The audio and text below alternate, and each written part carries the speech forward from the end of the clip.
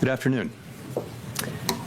My colleagues and I remain squarely focused on achieving our dual mandate goals of maximum employment and stable prices for the benefit of the American people. The U.S. economy has been expanding at a solid pace. While job gains have remained low, the unemployment rate has been little changed in recent months. Inflation has moved up and is elevated, in part reflecting the recent increase in global energy prices. Today, the Fomc decided to leave our policy rate unchanged. We see the current stance of monetary policy as appropriate to promote progress toward our maximum employment and 2% inflation goals. Developments in the Middle East are contributing to a high level of uncertainty about the economic outlook, and we will remain attentive to risks to both sides of our dual mandate. I'll have more to say about monetary policy after briefly reviewing economic developments. Recent indicators suggest that economic activity has been expanding at a solid pace. Consumer spending has been resilient, and business fixed investment has continued to expand at a brisk pace. In contrast, activity in the housing sector has remained weak. In the labor market, the unemployment rate was 4.3% in March and has changed little in recent months. Job gains have remained low. A good part of the slowing in the pace of the job growth over the past year reflects a decline in the growth of the labor force due to lower immigration and labor force participation, though labor demand has clearly softened as well.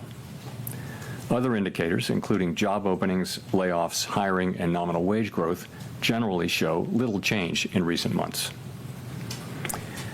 Inflation has moved up recently and is elevated relative to our 2% longer-run goal. Estimates based on the Consumer Price Index and other data indicate that total PCE prices rose 3.5% over the 12 months ending in March, boosted by the significant rise in global oil prices that has resulted from the conflict in the Middle East.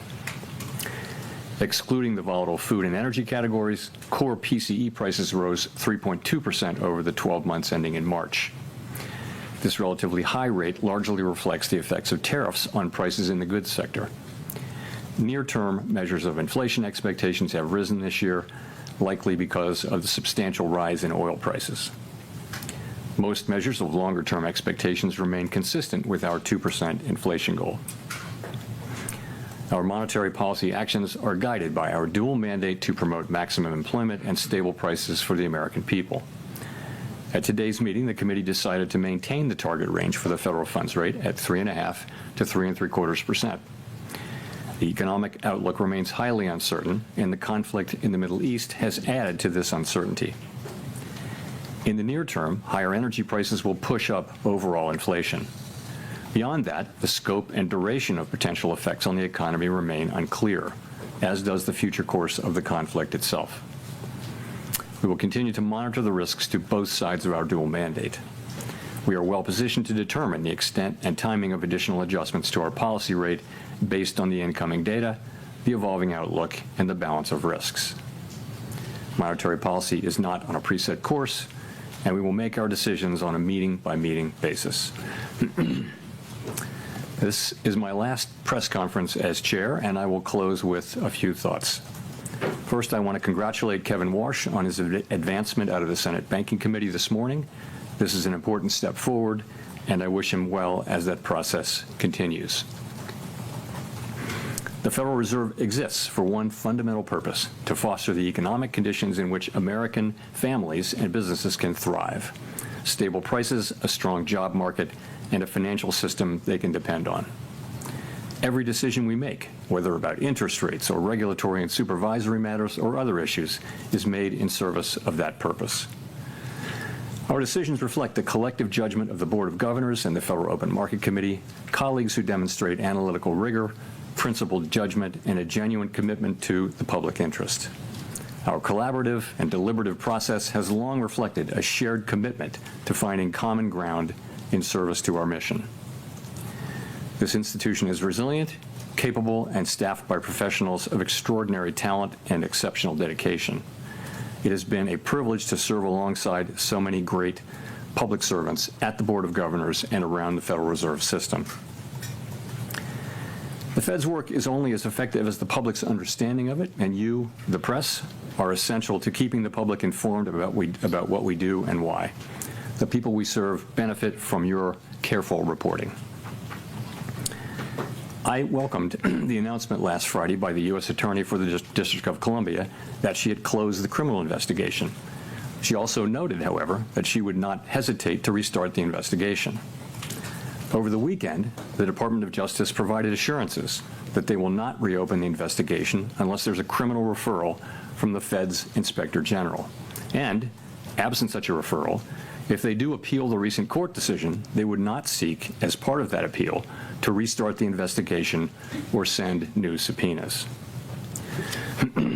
I've said that I will not leave the board until this investigation is well and truly over with transparency and finality, and I stand by that. I'm encouraged by recent developments, and I'm watching the remaining steps in this process carefully. My decisions on these matters will continue to be guided entirely by what I believe is in the best interest of the institution and the people we serve. After my term as chair ends on May 15, I will continue to serve as a governor for a period of time to be determined. I plan to keep a low profile as a governor. There's only ever one chair of the Federal Reserve Board. When Kevin Warsh is confirmed and sworn in, he will be that chair. Once sworn in as board chair, his new colleagues will elect him to chair the Fomc as well. As I regularly point out from this podium, our success in delivering our goals matters for all Americans. I'm confident that the Fed will continue to do its work with objectivity, integrity, and a deep commitment to serve the American people. Thank you, and I look forward to your questions.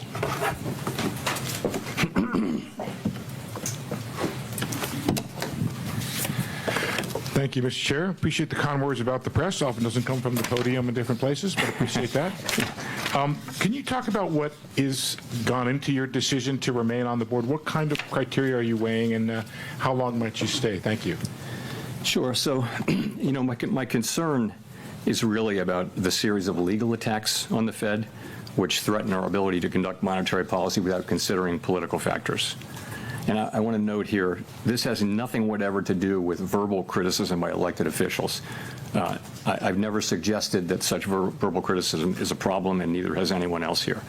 But these legal actions by the administration are unprecedented in our 113-year history, and there are ongoing threats of additional such actions. I worry that these attacks are battering the institution and putting at risk the thing that really matters to the public, which is the ability to conduct monetary policy without taking into consideration political factors. It is so important for our economy, for the people that we serve, that they can depend over time on a central bank that operates that way, free of political influence. It's part of the absolute foundation of this amazing economy that we have. It's just one of the many reasons why the U.S. economy is the envy of the world. That piece of institutional architecture separates successful countries from unsuccessful countries. It is extremely important, not for the people who work at the Fed at any given time, but for the people that we serve, that the Fed remain able to conduct monetary policy in a way that doesn't get pulled into politics, trying to help or hurt any particular politician or political party. It's critical for the people that we serve. In terms of when I would leave, I will leave when I think it's appropriate to do so. Was that all your questions, or was that? Well, I just have a follow-up, which is, what would you say to the criticism that by remaining on the board, you're actually taking a political act and denying President Trump the majority of the board, which as president he would have if you left? I don't see that at all. As I mentioned, I'm literally staying because of the actions that have been taken. I had long planned to be retiring, and the things that have happened in the last 3 months have, I think, left me no choice but to stay until I see them through at least that long. In addition, I don't see how this will interfere. My intention is not to interfere. I was a governor for almost 6 years, and the tradition is at the Fed that governors who understand how difficult the role of chair is, and as a soon-to-be former chair, I do understand how hard it is to get consensus with 19 strong-minded people. You work with the chair. You try to be heard, but also collaborate with the chair and try to support the chair when you can. When you can't, you can't. And I think that's the attitude that people generally take, and that's the attitude that I'll take. Nick. Chair Powell, if I could ask about the inflation outlook. In March, you described the standard practice of looking through energy shocks as conditional on inflation expectations staying anchored. Since that meeting, there has been very little progress reopening key energy trade corridors. Can you help us understand how the inflation outlook has changed in the intermeeting period, beginning with the prospects for tariff pass-through resolving on the timeline that you had outlined in March, before getting to the energy shock that is now on top? So, I would look at it this way. For a long time, we've been working on the hypothesis, really, that tariffs would lead to a one-time price increase and that would go away over time. In other words, that there would be no further change, so measured inflation wouldn't reflect that higher level going up more and more. And it's time for that to happen. We really do expect that to be happening in the next 2 quarters. So we'll be watching very carefully to see that what we've thought all along would happen. That's the kind of critical part of the forecast. We need to really see that. With energy, it's so hard to say. I mentioned, in sort of the textbook, you would look through an oil shock because they tend to be short-lived and they tend to revert, and monetary policy works with long and variable lags, so you wouldn't necessarily react right away. I think that is all the more true given that we're several years above 2% inflation and that we're already looking through the tariff shock. So I think we're going to be very cautious about that. But the question about looking through energy really is not in front of us right now. It hasn't even peaked yet. And I think we'd want to see the backside of that and progress on tariffs before we even thought about reducing rates. So if I could follow up, the statement today preserves language that has taken on some meaning as it was socialized when the committee was actively lowering rates. Why is that easing bias still ripe, given how different the inflation outlook is now versus a meeting or two ago? And what more would have to happen for it to get evicted? So that was, as you will recall, we had a discussion about that at the last meeting, and we talked about it in the press conference after the March meeting.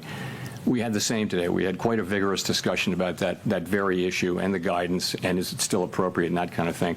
And I would say that the number of people on the committee who either could support that language changing to a more neutral stance so that a hike is as likely as a cut. That number has increased over the intermeeting period, and it's easy to see why. I mean, it's a good question, right? You see, inflation has moved up over the interim a bit. Core inflation's 3.2 now, moving, albeit just a little bit, in the wrong direction. And we know that there will be, that there's headline inflation coming out of the Gulf, and we don't know how much that will be. We're going to need to see. So it makes all the sense in the world that people would look at that and we'd have a vigorous discussion about that. You saw that 3 people dissented over the language. I think all of those people agreed with the rate decision. So the majority of the committee did not want to do that, and I didn't think we needed to do it at this meeting. It really was just a question of why do we need to do that now? We have so much to learn. There's so much uncertainty about the path ahead. There doesn't need to be any rush to make that decision now, because what happens in the next 30, 60 days, even by the next meeting, could really change the picture around that language. So, it's a much closer thing on the committee than it was in March, and that makes all the sense in the world, it seems to me. Claire. So Claire Jones, Financial Times. Just going back to this issue of the easing bias, we've now got oil approaching $120 a barrel when it comes to the benchmark Brent crude. If it stays around those levels 6 weeks from now, what would be your best guess as to whether the easing bias will still be in the statement? Thank you. I wouldn't want to guess. Well, first of all, we're going to have new leadership in all likelihood by then, and new leadership's going to have a very important role to play in that. So I won't be standing here at this podium to answer your question. So I don't know. As I mentioned, that's all I can really say is that we had a great discussion about that today. It's gotten to be a better question in the interim period. We had the discussion. A majority are still on the page of not feeling the need to move to that level, and that's where I am. I get it, though. At a certain point, you would move, and that conceivably could come as soon as the next meeting. Thank you. Just to follow on, the new leadership also seem rather lukewarm on press conferences and on the dot plots. What would your advice to him be on these communication tools? So I'm not going to give him any advice through you today here, but I think communications generally is. I think every incoming chair takes a look at communications, and it's a very healthy thing. I mean, communications it's very complex, and you can always be looking at new things, and if that happens, it feels like it's going to happen. That's a completely appropriate thing. Neil. Hi, Chair Powell, Neil Irwin with Axios. Can you tell us if you've been in touch with incoming Chairman Warsh? To what extent is this a normal transition process versus all the things swirling around, something unusual, and what can we expect when he takes that podium in a few weeks? I haven't seen him since seeing him at a dinner in January where I congratulated him and had a nice chat with him. Haven't seen him. I don't know what a normal process is. The last process was with Janet Yellen, with whom I had worked for 6 years, and so it was. We were sitting down the hall from each other, so it was a very different thing. I think this is and will be a very normal, standard kind of a transition process. So that's what I expect. I have every reason to think it will be. Quick follow-up: is the Supreme Court ruling on Governor Cook a factor in when you may leave as a governor? I wasn't thinking of it as such, but no, not really. I mean, I'm thinking more of the other things I mentioned. Chris.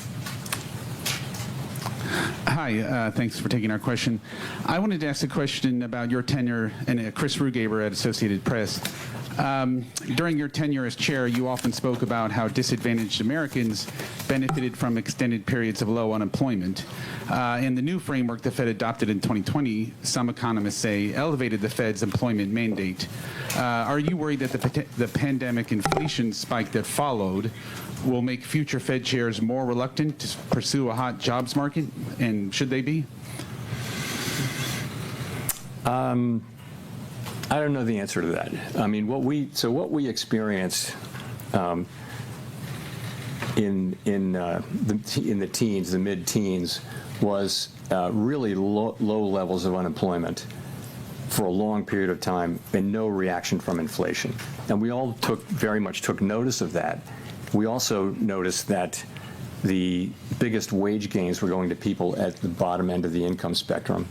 And we had many reports of, it felt like a fairly stable equilibrium, and a lot of benefits were flowing to people at the bottom end of the income spectrum, including companies were, setting up in people who were confined and like training them before they got out, and it was a very healthy sort of set of societal dynamics. So of course, I think anybody would love to get back to that. I don't think that anything that happened to create the global pandemic inflation was in any way related to overweighting the employment market. I mean, it was a global shock that happened essentially very similarly all over the world. It had to do with closing, reopening, stimulus, and all that. And I mean, you could look at a graph of 10 big economies on the page and not know which was the U.S. and which was Germany, France, and things like that. So I don't think that insight was in any way responsible for the high inflation that we experienced. So, I mean, I think it's always been a balance. You've got to be strong on both of our dual mandates. And for example, now we don't feel that the labor market is at all a source of inflation, so we don't need to be worrying about that. It's been a long time since we have had to worry about that. Well, actually, during the pandemic recovery, the labor market was super overheated and tight, and that's when we had to worry about it, but not now. Just on the other issue, do you need more assurance from the Justice Department before stepping down? Is that what you're waiting for, or what else? I'm waiting, for the investigation to be well and truly over with finality and transparency, and I'm waiting for that, and I will leave when I think it's appropriate to do so. Michael McKee. Michael McKee from Bloomberg Television and Radio. I'd like to ask you if you could explain a little more or characterize a little more the discussion about the two-sided view and interest rates, because there were some members of the Open Market Committee who've been suggesting that we may need to raise interest rates even absent the war because inflation was not coming down fast enough. Is there any sense that interest rates might have to go up, or was this just a setup to sort of warn people that you're worried about the war impacts? So nobody, the three dissenters and others who could have supported that, and others who were, who were voters and non-voters who preferred it, they all supported the rate decision, right? So people are not saying we need to hike now. It's more a question of, don't we kind of feel that we should be neutral? And what are markets doing? People argue that this is consistent with markets are doing. And again, it's a very fair question, but these changes, it's a form of forward guidance, and you want to make them in a way that will be sustained and continue to make sense, and not something you need to take back, fairly quickly. So I think we just a group of us, including me, didn't feel like we needed to be in a hurry on that. That markets are not confused about our reaction function. We don't have a problem to solve on that. But the other side of the argument is a good argument too, as I mentioned. It's a perfectly good argument to be having, good discussion to be having. So, and it came out the way it came out. Well, you've got three dissents in favor of two-sided warning. You've got yourself staying on the board. You've got the criticism that does come from elected officials, and you've got a lot of critics who have faulted the Fed for being too slow 2021 with inflation. Are you worried about Fed credibility under all of this? Is that one reason that you want to stay on? Not driving my thinking now. I mean, monetary policy is going to get made by, 19 people. There's a lot of stability there. I mean, if you think about it, every new Fed chair has the same situation, which is you've got 18 colleagues on the Fomc, 11 of them vote during any year, and your job is to create consensus. It's to talk to them, understand them, be inside their thinking, and be able to pull them together and get consensus and move. And that's what every Fed chair has to do. And I think Kevin Warsh is actually quite well. He has the capabilities, skills to be very good at that, I would think. So I think I'm not so worried about that process. I think that'll work itself out. Howard. Thank you, Chair Powell. Howard Schneider with Reuters.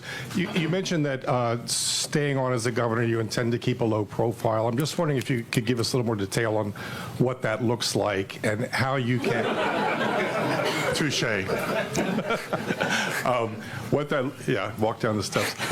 What that looks like, and particularly around the policy discussion, how you're able to have your intervention and not be a shadow chair and not have a kind of an outsized influence over the process. Yeah, that's just something I would never do. The shadow chair thing. No, I don't know what the exact specifics of it will be, but I'm going back to being a governor. I respect the role of chair. I was a chair. I was a governor for 6 years, and I know what that's like. I know, and I had a pretty front row seat particularly with Chair Yellen, to whom I was close when I worked with Chairman Bernanke for 2 years, but I was brand new at that time, so I got a sense of what it was, and I had real sympathy for how hard it is to get that group to consensus. And I always felt like I don't want to add to that unnecessarily, and that means try to support the chairs where the direction the chair wants to go in, if you can. If you can't, you can't. And I think that's the way it's always worked there, because the chair only has one vote, plus the ability to develop consensus. And if people won't be, they won't, if they're not flexible at all, then how do you ever do that? And so that's why the authority the chair has really is to develop relationships with people and work with them, and then put something forward that has consensus. And I propose to be a very constructive participant in that process, really out of respect for the office of the chair.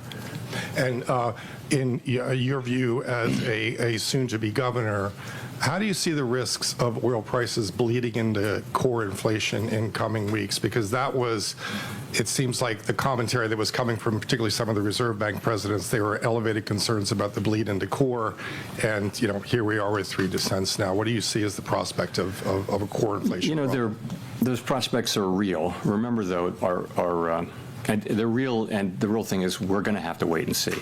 We're going to need to see. And the good news is we think our policy stance is in a very good place for us to wait and see. We're right kind of at the high end of neutral or perhaps mildly restrictive. The labor market shows more and more signs of stability, whereas inflation is kind of misbehaving. And so maybe a little bit of restriction or the high end of neutral is just the right place to be. So we can wait here and see how things work out before we act. And we'll see how much how much does come through into core. You see it already in airfares, of course, but you may see it in many other places. We just don't know yet, and it's so unknowable because how long will the strait be closed? You can develop any number of scenarios that you want, but we really won't know till we know. So fortunately, we're in a good place to wait and let things develop.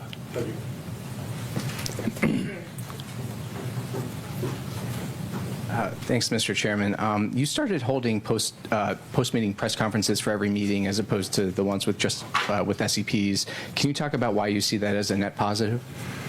So we always said when we were doing quarterly press conferences, we always said we can move at any meeting, but we only ever moved at the quarterly SEP meetings where we had the press conference. So if you think about it, during the pandemic, we were moving like a lot at every meeting and sometimes between meetings, and doing that without a press conference, I think, would have been quite challenging. It's become the industry norm. It's the standard.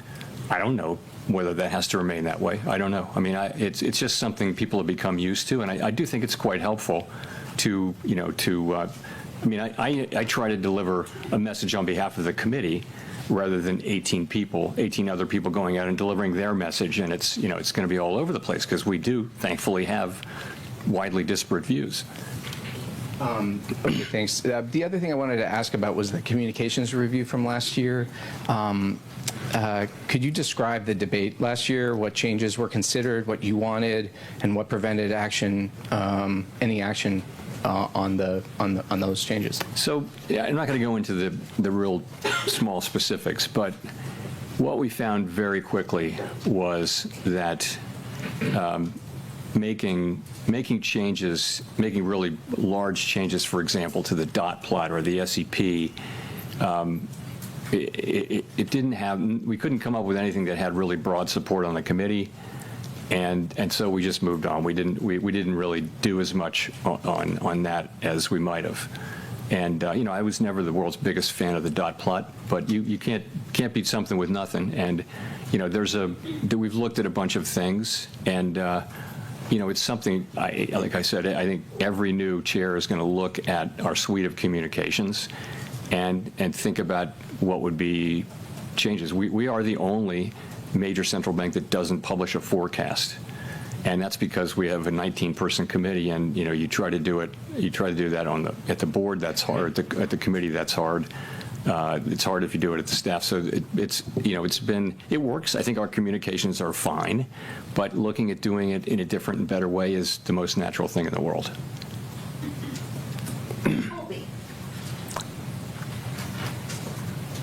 Thank you. Colby Smith with the New York Times. If I could follow up on Mike's question about hikes, are we right to assume that the hawkish outcome for the Fed is still one in which the committee just extends the pause in rate cuts? And to what extent is there a growing sense within the committee that monetary policy really isn't just restrictive at all right now? The economy is holding up relatively well despite this major energy shock. The unemployment rate has ticked lower. Inflation was moving sideways even before the war and is now moving higher. So where is the committee at on that debate? Where we're at is we think our policy rate is in a good place. If we need to hike, we will certainly signal that, and we will certainly do it.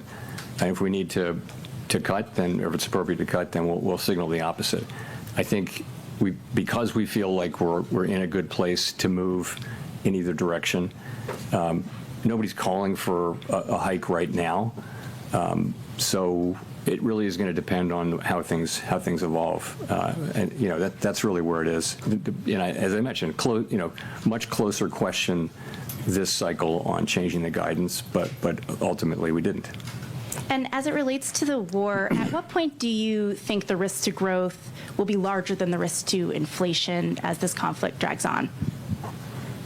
You just have to find that out empirically.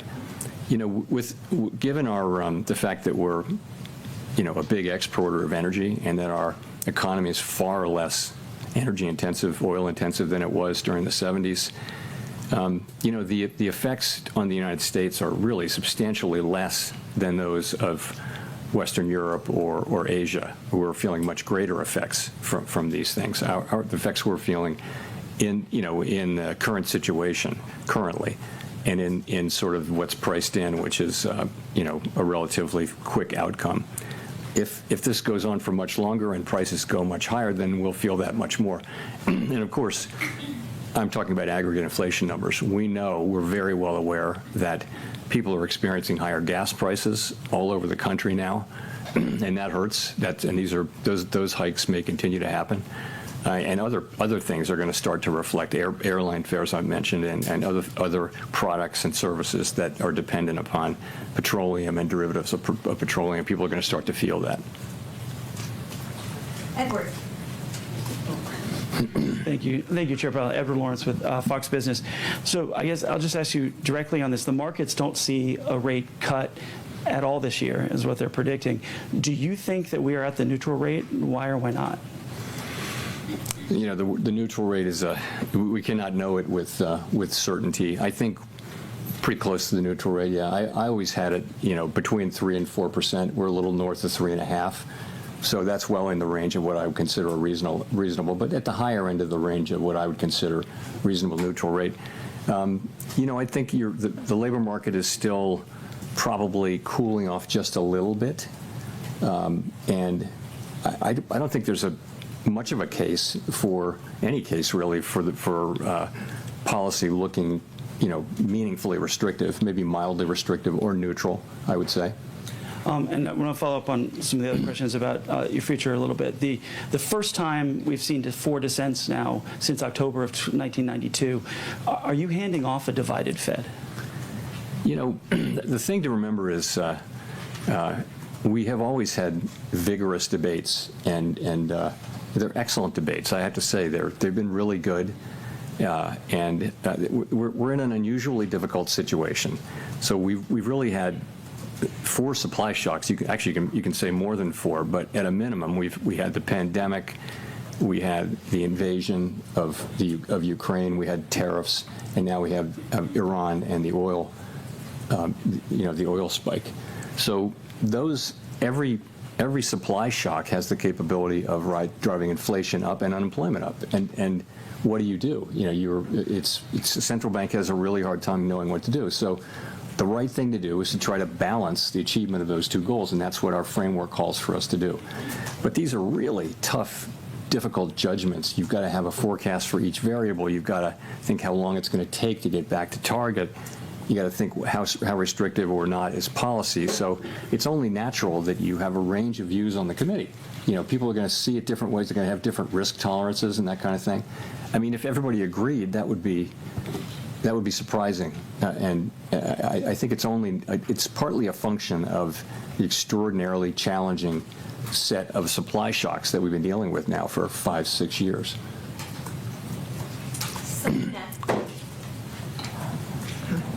Thank you so much, Chair Powell. Selena Wayne with ABC News. Are you confident that Kevin Warsh will stand up to political pressure from President Trump? So he testified very strongly to that effect in his hearing, and I'll take him at his word. And when it comes to gas, right now it's over $4 a gallon. Inflation just hit a 2-year high. Should Americans expect to be paying higher gas prices for the rest of this year? And in your view, does that take a rate cut off of the table? And secondly, by staying on as Fed governor, what message do you think you're sending to the president? I don't know what gas prices are going to do for the rest of the year.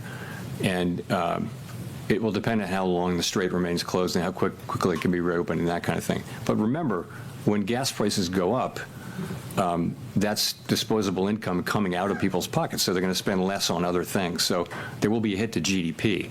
So it's a question whether spending goes down to offset the inflationary effects. So it's not the answer isn't obvious ex ante whether you should move your rate over because of that. We'll have to see how it evolves. And the message it sends to President Trump by staying on? I'll stand on what I said earlier. Victoria. Hi, Victoria Guido with Politico. During your tenure, Fed independence has come under pressure in a lot of different ways. And I was just wondering, practically speaking, where do you see Fed independence as coming from? Is it the law? Is it political support from Congress? Is it the actions of the Fed? What sustains Fed independence? Well, it's to a significant extent, it is the law. And, we've had to go to court to successfully so far to defend it. But the law does create a setting in which the Fed can and is directed to make monetary policy without consideration of political factors. And so part of it is the law. But it goes beyond that, though. There's a set of customs. There's a boundary line between the Fed and the administration, between the Fed and the Treasury Department. And we need to continue to respect those boundaries about what the Fed is responsible for and what the Treasury is responsible for and what the rest of the administration is responsible for. So some of it is legal. In fact, it's all legal at the end of the day, but it's more than just monetary policy. We don't want to use our tools we haven't wanted to use our tools to achieve goals that are really clearly outside our mandate. Every administration looks at our tools and thinks that would be good to repurpose those to serve other purposes, but that's dragging us into politics and into fiscal policy, so we've resisted that. Well, and maybe another way of asking it, too, is do you think that Fed independence is as strong now as when you became chair, and if so, why? Look, I think it's at risk. I mean, I think these legal assaults, if you will, as I mentioned, the institution is being battered over these things. We're having to resort to, the courts to enforce our legal, it's not so much independence. It's really the ability to make monetary policy without political considerations. That's what we're talking about, and we've had to do that, and we've been successful so far. But that's not over. None of that is concluded yet, and it's really important. It's not about people who work at the Fed or the institution. It's about the benefits of a central bank that makes decisions based on analysis and our best thinking, rather than trying to help or hurt politicians. It's that there's a bright line between central banks who do one and do the other, and successful countries have uniformly, successful advanced economy countries have a really strong set of protections around their central bank just for that reason. So that's what it's all about. I think I am confident, as I said in my remarks, that the Fed will continue to make its decision based on analysis, rigorous analysis, and not on political considerations. But we've had to fight for it, and I'd like to think that we can get out of that era and go back to respecting, what the law says and what custom has been, which is to, let the Fed do our thing. It's an institution full of human beings who work super hard to get things right for the benefit of the public. We're all human. Don't expect for perfection, but do expect us to make, decisions without political considerations and the very best analysis we can bring. Katerina. Katerina Saraiva, Bloomberg News. How would you characterize what you've heard from your colleagues on your decision to stay? Do you have their support?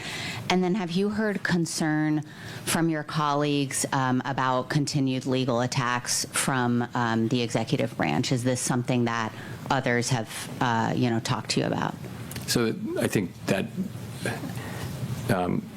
I don't want to report on what my colleagues think. They can speak for themselves. But there are widespread concerns that these things may continue. That's all I'll say. And and that would be a problem. And so.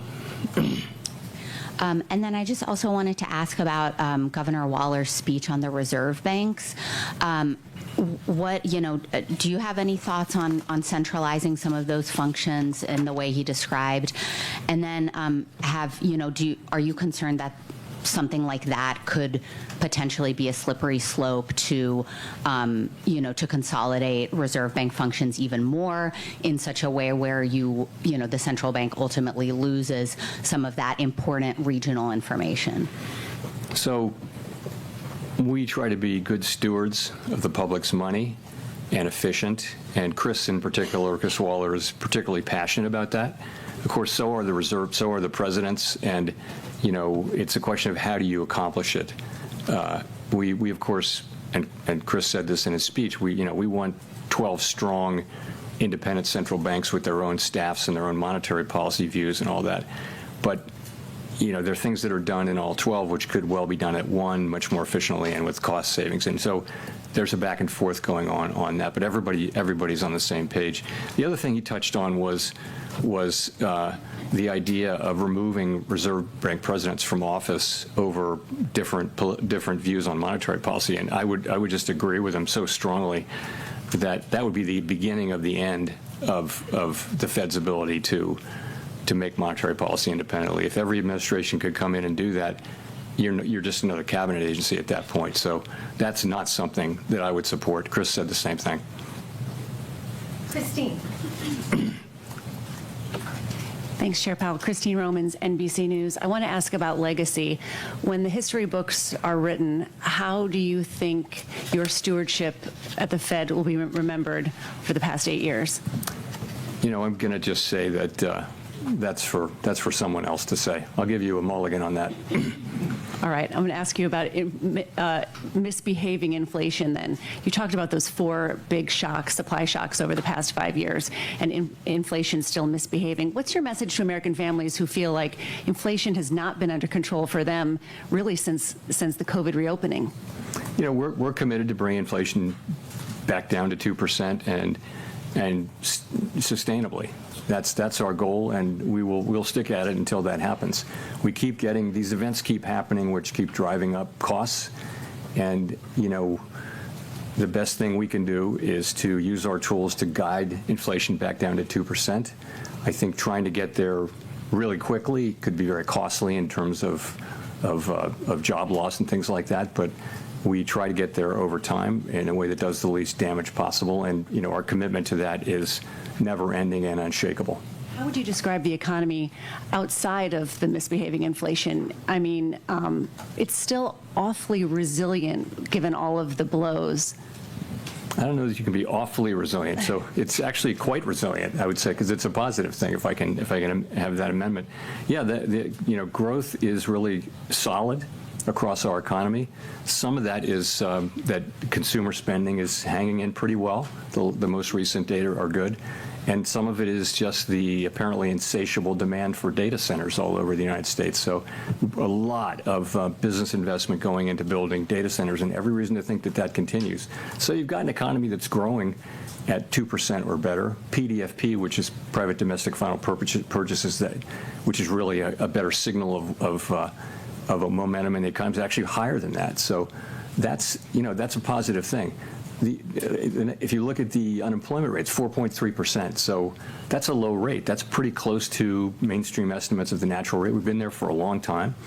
So it doesn't feel like a good labor market to some who don't have jobs, because quits are really low, hires are really low, and there's effectively no new net job creation. So that's in a sense, the labor market is in balance, but it's an unusual and uncomfortable kind of a balance where people who don't have jobs will have a hard time breaking in unless somebody quits their job. So that's pretty good. Inflation is the thing we need to work on, and it's partly tariffs, which we think that inflation should subside over the course of this year, because it's kind of a one-time increase. It shouldn't be repeated, and that should start happening pretty soon. the energy inflation that we're getting should go through fairly quickly, and we'll just have to see how that works out. In the meantime, we think our policy stance is in a good place for us to hold and wait developments. Jennifer. Thank you, Chair Powell. Jennifer Schonberger with Yahoo Finance. At the risk of beating the dead horse here, clearly 3 members objected to keeping that easing bias in the statement. And you said that the majority still didn't need to move to new language at this point. So does the majority of the committee still have a bias towards cuts at this point, or has the bias on the committee shifted away from cuts towards holding or hikes if that was needed? So I think that, the center is moving toward a more neutral place, and that's sort of what markets are saying too. I just think, there's a lot of signaling going on when you change guidance like that. And so we just, I guess a majority of us didn't feel like we needed to send a signal on that right now. But maybe it'll come to that. And the reason is because, we're kind of waiting to see what happens with events in the Middle East and what are the implications of those events for the U.S. economy. So there's a group who feels like we don't need to be in a hurry to do that. We get it. And of course, we will move to a hiking bias if we want to hike, and we'll move to a neutral bias before that. But there was a difference over whether to do it at this meeting, at a meeting at which all but one of us agreed that the rate decision was correct, which was not to move.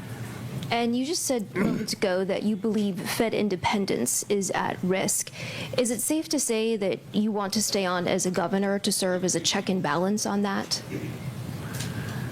I want to stay until I will stay until I feel it's appropriate for me to leave. And yes, that is really what is driving this. I'm not looking to be, a high-profile dissident or anything like that. I'm more looking at the other aspects of this and wanting to see that things have calmed down and we're returning to a traditional model of working with the people that you have and bringing them to consensus and respecting that consensus. That's what I'm hoping to see. Matt Egan. Thanks, Chair Powell. Matt Egan with CNN. You've made many tough decisions in your time at the Fed, and as your time as chair comes to a close and you think about your tenure and perhaps your legacy, are there any decisions that stand out as ones that you're particularly proud of? And are there any that, with the benefit of hindsight, you would take a mulligan on? Yeah, it's hard. I wouldn't want to single out individual things at this point. I'll just say, we, all of us together, have consistently tried to do what we think is best for the American people based on our tools and our objectives that Congress has given us. It's been very challenging because we've been in a situation of supply shocks really for 6 years. And that's just a very different situation than, for a very long time, what the Fed and other central banks were doing all the time was demand management. And, and there was always the inflation mandate, but inflation was low for 25 years. So this is a very different world and a much more challenging one where you have to balance the two objectives. And by the way, central banks that have an inflation mandate have to do exactly the same thing because they're balancing economic activity. So that's been challenging, and we've tried to do our very best through these really challenging times, and I'm really proud of the work that I've done, that my colleagues and I have done during these years. Now, to follow up on some of the discussion around Fed independence, can you explain to the public why this notion of Fed independence, which might sound kind of wonky to some, is so critical? I mean, what are the consequences if either the Supreme Court rules against Lisa Cook or the Fed in the future decides to make decisions more around the political calendar instead of the economic data? So every major advanced economy in the world has made the same decision the United States has made, and that is that they want to take the making of monetary policy, the setting of interest rates to support the economy, to achieve maximum employment and price stability. They want to take that out of the direct control of elected politicians. And the reason is elected politicians are always running for election, and they'll always want low rates, and that will lead to inflation over time. So after, literally centuries of experience with that, the whole world moved to the different model, and it's worked great. I mean, this is the era in which inflation was under control for 40 years. Then we had the pandemic, inflation everywhere in the world, and now we have inflation that had gone pretty much all the way back to target, really close to all the way back to target, and now is being buffeted by the energy shock, and the U.S. buffeted by the tariff shock as well. So, but what I would say to the general public is that's the backstory, is that don't think about it, an institution being independent. Think about it this way, that you want people to make monetary policy and set interest rates to benefit the general public and to try to achieve economic goals, which are maximum employment and price stability, and focus only on that and ignore political considerations, completely ignore them. This isn't bipartisan, this is nonpartisan. So we want to just work directly for the American people doing these things. We don't think, I want to do this because the president says it's a good idea, or because there's an election coming up and I want to speed up or slow down the economy. I mean, think about that. If that's what we were doing, we'd have no credibility. Markets would lose faith in us, and our ability to control inflation and have any respect would be gone. And let me say, whatever people say, the markets believe in that we will produce 2% inflation. If you look at longer run expectations, markets believe that there's no sense in which our credibility in the markets has weakened. It's just not the case. It's people do get it, that this is our commitment and that we will achieve it, and it's priced in. If you disagree with that, then you can go ahead and bet against the markets, but the markets are pricing in Fed credibility. Okay, we'll go to Richard for the last question. Thank you, Chair Powell. Richard Escobedo with CBS News. We talked a lot about gasoline prices and even you mentioned airline ticket prices, both of which are up dramatically because of the war in Iran. And so I wonder, are you seeing that weigh down consumer spending in other parts of the economy? And if so, how worried are you that that will be a drag on growth? You don't see it in spending yet. You really don't. I mean, as one of your colleagues said, the economy has been resilient. It really has. Not just this time, but it's been remarkably resilient for some years now. The U.S. economy has just powered through shock after shock, and consumers are still spending, and that's what the banks will tell you, credit card companies will tell you, the retail sales numbers that we got most recently. People are still spending, and how long can that go on in a world where if gas prices were to go up a bunch more, that's taking otherwise spendable money out of people's pockets. But right now, we don't actually see much slowdown yet, and certainly none from this. But you think logically you will, because people have a certain amount of money to spend. If they're spending 25% more on gas or something like that, then that's going to come out of other spending. But we don't see it yet. One last thing. You mentioned those economies in Southeast Asia that are particularly dependent on petroleum. They make a lot of the stuff that American consumers buy. So was there any discussion today about whether or not those costs getting passed along to consumers is a real concern, and whether or not that might push up inflation? So all of those things are in the models that we use to calculate inflation. So they're just parts. You can ask about anything like that, and they have a place. The staff has a place where they're looking at that and pricing in what will happen with higher prices and that kind of thing. So it's there. The effects are not that big yet. We're a huge economy. The import sector is only 10% of the economy, so we're not like a European country where 50% of the external of GDP is in the external sector.